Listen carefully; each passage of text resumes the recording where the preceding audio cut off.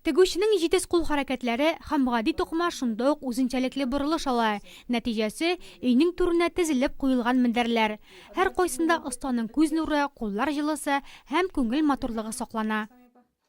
Бу мендәрне ясар өчен 60 метр ярымлы материал кирәк.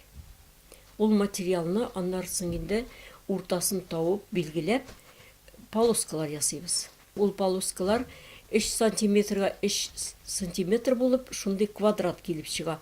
Шуннан соң сызып бетергәннән соң тегәргә тотынабыз инде. Суфия Мәхмүтова мендәр тегү белән күптән түгел шөгыльләнә. Гади кызыксыну белән башлаган кулышы чынлап торып мавыгуга әверелгән. Мендәрләрен сорап килүчеләр дә шактый.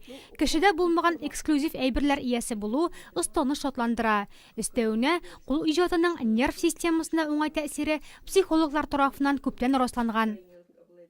Бу әйберләрне менә санаторийда өйрәндек инде.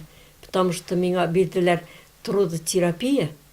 Бармакларда сосудистый болезнь булгач, и шушы эшләрне эшләргә куштылар. Но бу бик кенетельник, конечно, ясарга уңайсызрак, но бармаклар өчен бик файдалы.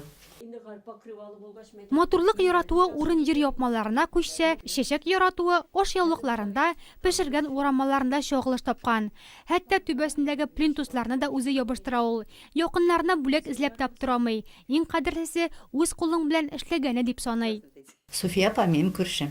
Бик уңган хатын, бик иптәш яхшы. Ул күп нәрсәгә мине өйрәтте. Мин аны туры өйрәтәм. Компьютерга өйрәтәм фикертеңне. Эштән бушаган арада кулына гармун ала. Җырлары күңеленә, күңеле кулларына илһам биреп, рәхәтләнеп иҗат итә ул.